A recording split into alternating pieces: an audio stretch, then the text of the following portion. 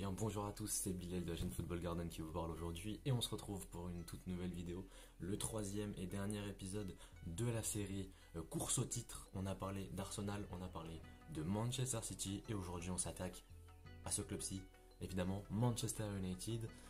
Donc du coup sur les deux derniers épisodes on m'a fait remarquer que je parlais trop longtemps de l'effectif, sachant que la plupart des gens qui regardent ces vidéos connaissent déjà l'effectif en question, donc je suis assez d'accord avec ça. C'est pour ça qu'on va passer beaucoup plus rapidement sur l'effectif. Voilà, même là tout de suite, je pense que je vais pas perdre de temps et je vais vous afficher tout de suite la compo de Manchester United. Et comme vous pouvez le voir, du coup juste là, Erik ten Hag apprécie beaucoup jouer en 4-2-3-1. Voilà, vous voyez l'équipe, vous connaissez normalement tous les joueurs, De Gea dans les buts, une défense centrale, Lisandro Martinez, Raphaël Varane, sur les côtés, Dalot à droite et Luke Shaw à gauche, même si Malacia fait aussi une bonne saison. Au milieu de terrain, on retrouve à la base Casemiro et Eriksen, mais avec la blessure d'Eriksen, c'est Fred pour le moment qui joue, moins Sabitzer fait que des entrées en jeu la plupart du temps, donc voilà, c'est assez compliqué. Mais donc, du coup voilà, Casemiro et Fred, mais donc du coup voilà, j'ai quand même laissé Eriksen parce que c'est quand même la mala Eriksen, hein, les gars, c'est quand même Eriksen.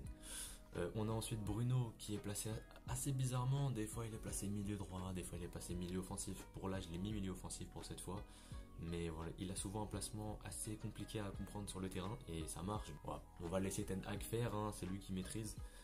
Avec du coup ensuite sur les côtés, bon, on a plusieurs choix. Donc, évidemment à gauche on a Marcus Rashford, c'est indéboulonnable.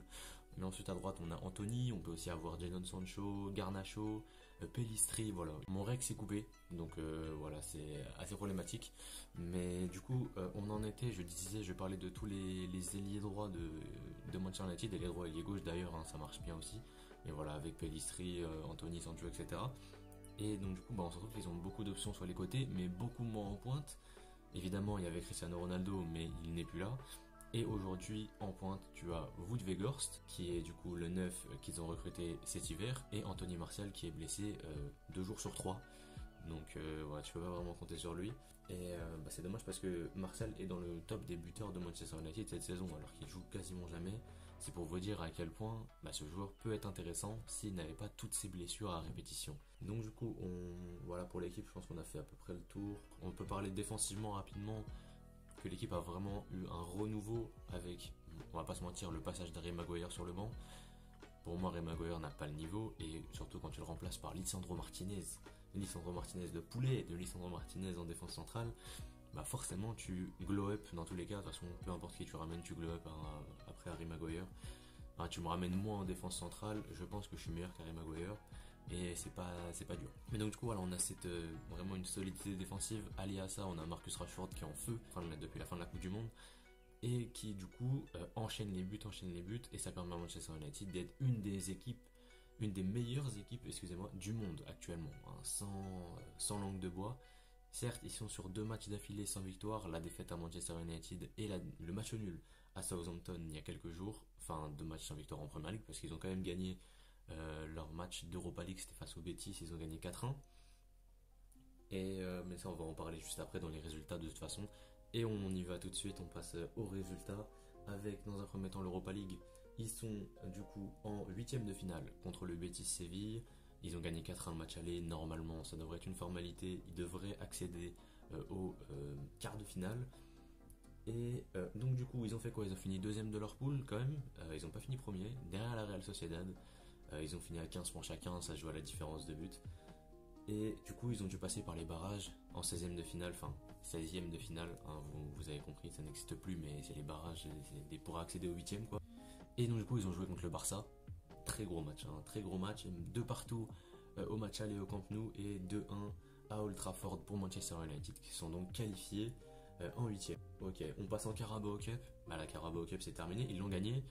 Premier titre pour Manchester United depuis 2017, c'est la Carabao Cup 2022-2023, on s'en souviendra, même si, j'aime beaucoup Manchester United, hein, mais le parcours pour arriver jusqu'en finale, franchement pas mal, C'est quand même Aston Villa au premier tour, qui est peut-être la meilleure équipe jusqu'en finale, qu'ils ont dû affronter. Ils ont gagné 4-2, ensuite ils ont battu Burnley, ils ont battu Charlton et Nottingham Forest. Voilà, on peut pas dire que ce soit le meilleur parcours de l'histoire, même si voilà, ils ont battu Newcastle en finale avec la manière, alors que Newcastle c'est une très bonne équipe de Premier League cette saison. Voilà, ça va peut-être jouer la Ligue des Champions l'année prochaine. Donc voilà, ils ont quand même gagné contre Newcastle en finale 2-0 grâce à des buts de Rashford et de Casemiro.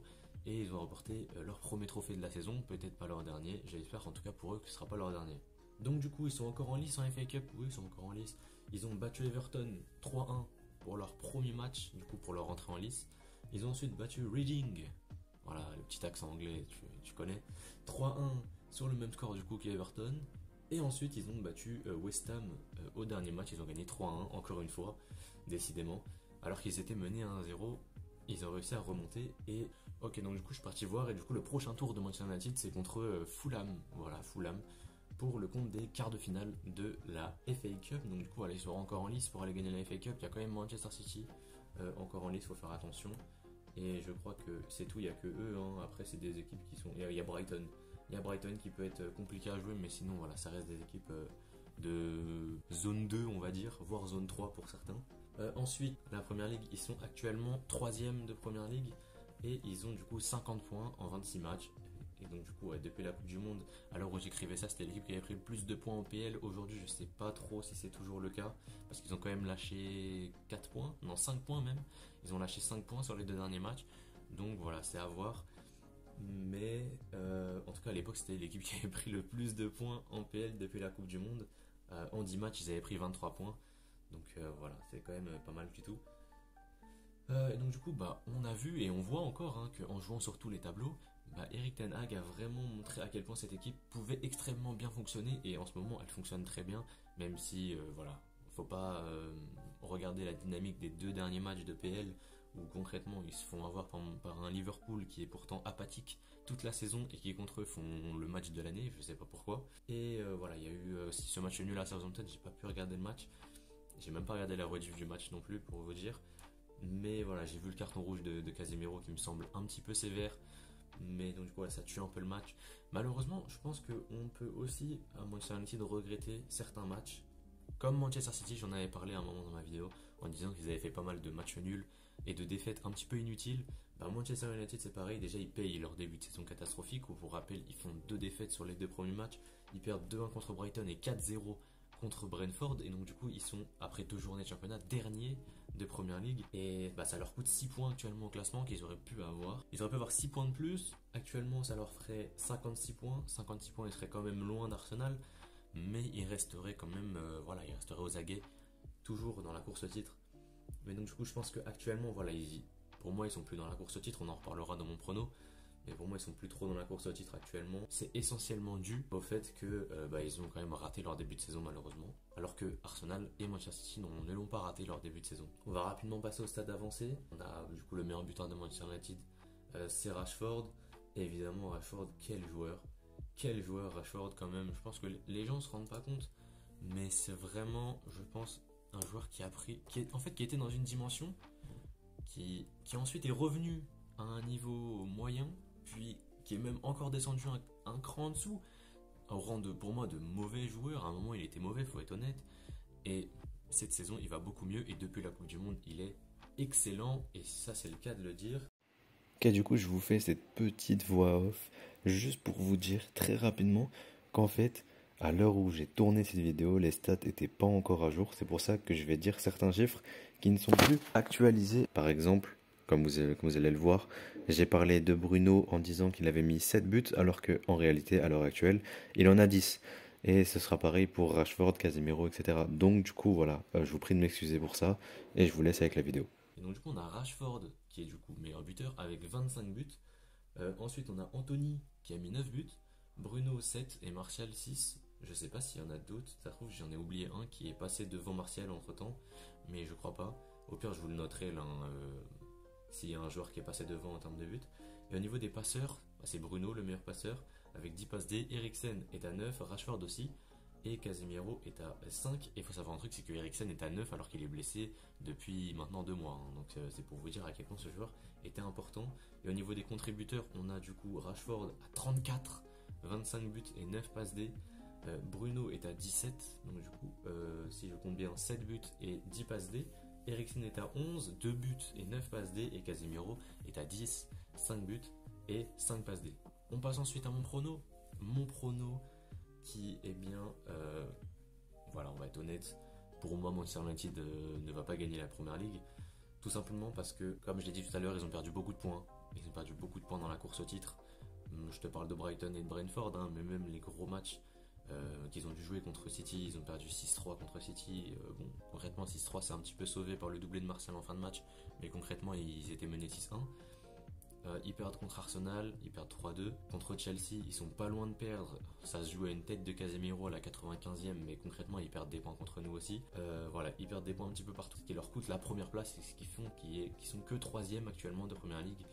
Bah, c'est aussi voilà, ces matchs-là qu'ils auraient dû gagner malheureusement. Donc du coup, voilà, pour moi, ils vont pas gagner la Première Ligue, mais attention à Manchester United la saison prochaine. Attention à Erik ten Hag la saison prochaine avec un vrai numéro 9, parce que je pense que ça va être leur priorité pour le prochain mercato.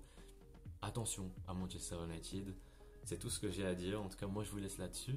J'espère que vous avez kiffé cette vidéo. Je pense que j'ai fait à peu près le tour. Voilà, j'ai pas vraiment parlé des stats avancées de l'équipe, hormis peut-être des clean sheets où David De Gea est devenu le gardien avec le plus de clean sheets à Manchester United dans l'histoire du club. Donc voilà, il y a même une petite photo là qui va s'afficher juste là avec le bon vieux Sir Alex Ferguson. Et donc du coup, j'espère que cette vidéo vous a plu. C'est la dernière de la série course au titre parce que les autres sont trop loin et ils vont pas gagner le titre. Hein. Je pense à Tottenham, Newcastle et toutes ces équipes-là, ils ne vont pas gagner le titre selon moi.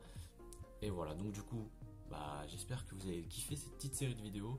On est de retour très prochainement, excusez-moi, pour la suite des vidéos. À l'heure où normalement vous voyez cette vidéo, il y a déjà eu une vidéo sur les tirages de Ligue des Champions. Et donc du coup cette vidéo là qui est sortie à l'heure où moi je tourne, c'est pour ça qu'il y a peut-être eu des matchs entre temps de Manchester United et ça se trouve que tout a été relancé entre temps, je ne sais pas. Ça se trouve qu'ils se sont fait éliminer de Ligue des Champions, d'Europa League alors qu'ils ont gagné 4-1 le match aller, j'en ai aucune idée. Mais en tout cas voilà, moi je vous laisse, c'était Bilal de la chaîne Football Garden, portez-vous bien et je vous dis paix sur vous.